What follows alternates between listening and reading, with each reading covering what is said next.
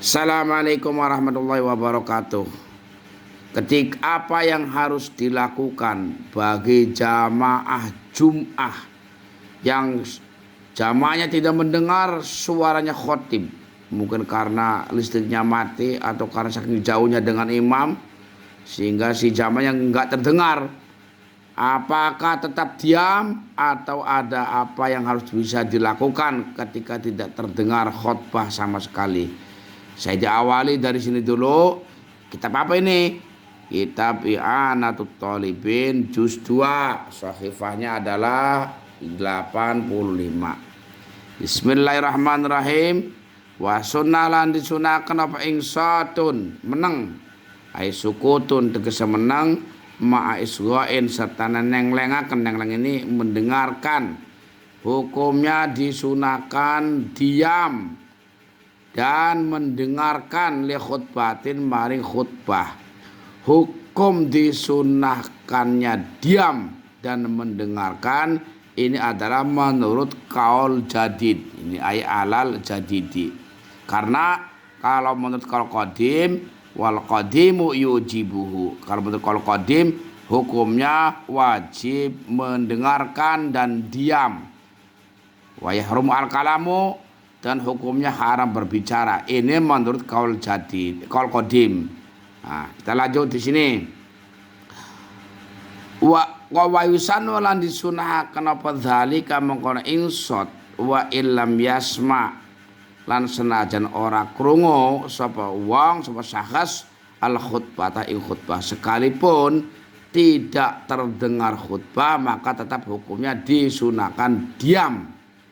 Namun al aula utawi kang naam ya kaya mengkono wa yusannu al aula utawi kang luwih utama li ghairi sami kedue liyane wong kang ora krungu apa iku ayastaghila ya ketungkul sapa ghairu sami bitilawati kelawan bacaan wa dzikri lan dzikir sirron kelawan lirih. Tapi bagusnya sih bagi jamaah Jum'ah yang tidak mendengar suara khutbah untuk membaca Al-Quran, berzikir, tapi dengan cara sirron, yaitu pelan-pelan bacaannya.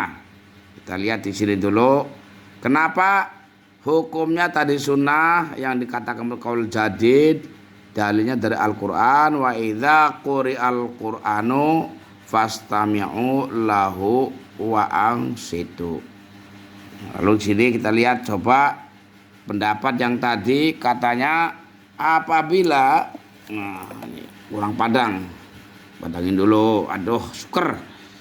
Apabila tadi tidak mendengarkan khutbah atau tidak terdengar suara khutbah maka disunahkan pula yaitu istighfar dengan bacaan dan zikir. Kita lihat pendapat Syekh Ali Shibro Malisi. Qala ngendika sapa Ali Shibro Malisi. Bal yang bagi balik saya apa ayu qala yang tadi ucapaken. Annal afdola satune kang luwih utama lahu kedue syakhs atau wong kang salat Jumat iku istighalu ketungkule wong bisolati kelawan maca sholawat ala nabi ing atas kanjeng Nabi sallallahu alaihi wasallam.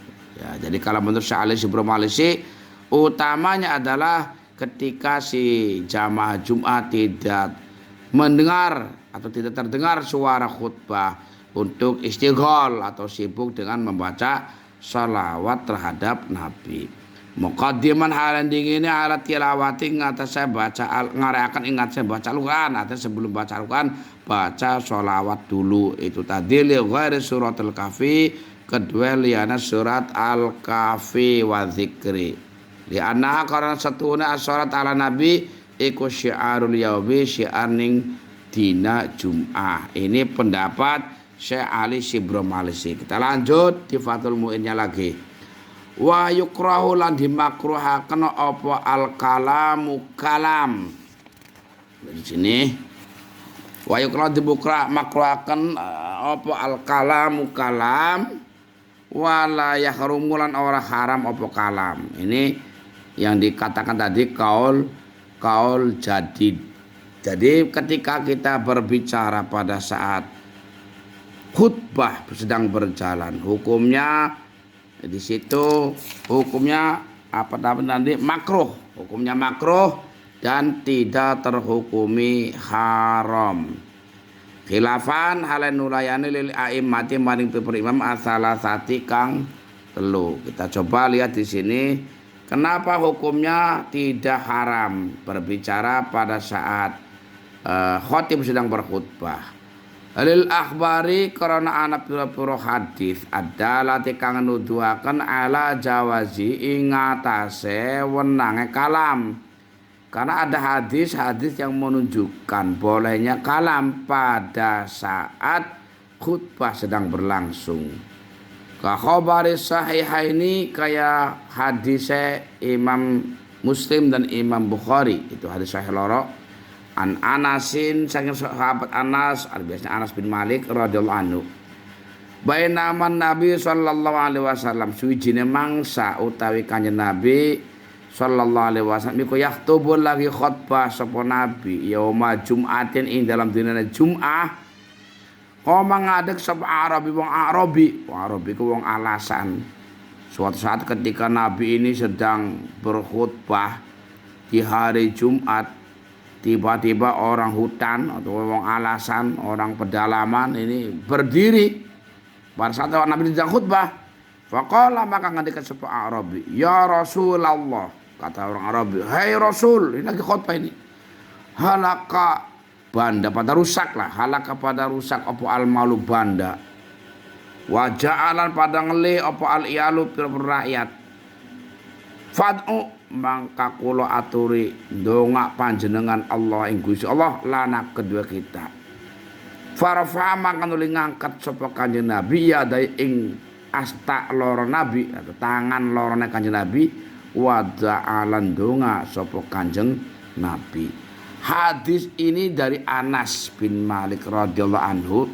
Suatu saat ketika Nabi sedang berkhutbah, di kalimatnya saja pakai yaktubu fi'il mudhari yang merupakan ini faedah haliyah atau sedang berjalan.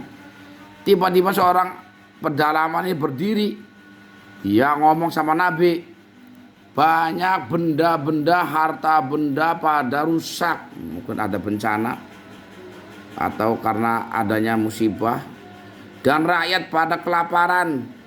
Saya mohon Tuhan untuk berdoa kepada Allah untuk kami. Lalu Nabi mengangkat kedua tangannya dan Nabi pun berdoa.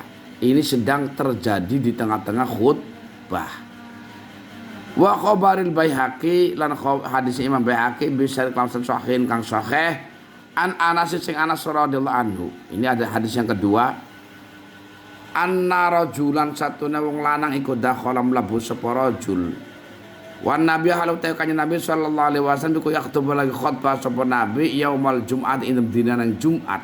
Ini hadis yang lain Anas bin Malik menceritakan bahwa ada seorang laki-laki masuk ke masjid dan Nabi pada saat itu sedang berkhutbah di hari Jumat.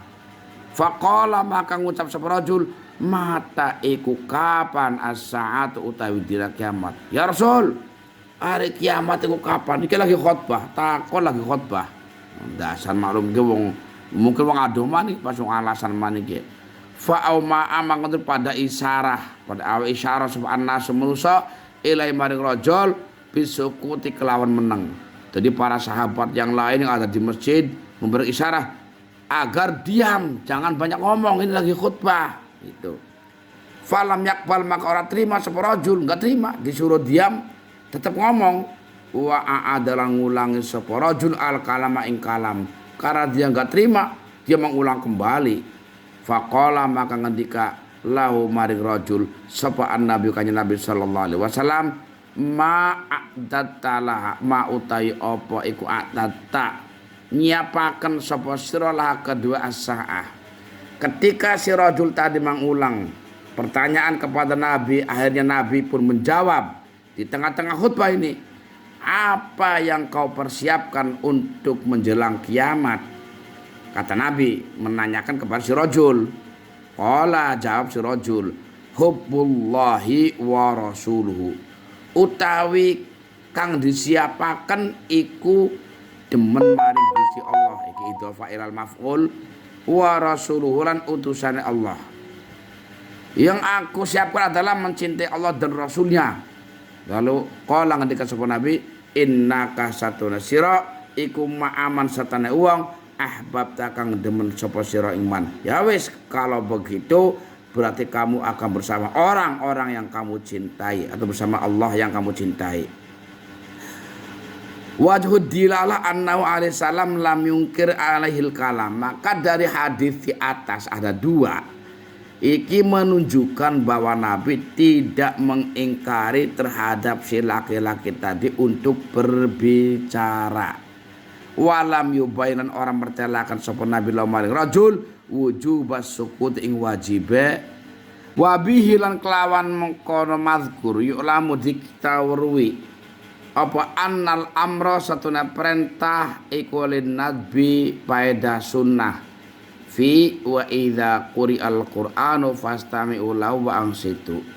Dari dua hadis di atas berarti jelas kalimat fi'il amar fastami'u dengarkanlah wa ansitu dan diamlah, ini perintahnya perintah bukan lil wujub tapi perintah lin nadbi berdasar dari dua hadis tadi di atas.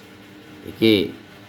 Lalu bagaimana dengan hadis Nabi yang sering kita dengar di khutbah-khutbah, idza qulta li sahibika ansit yaumal jum'ati wal imamu yaktubu faqad laghot. Kita sering dengar dalam khutbah-khutbah.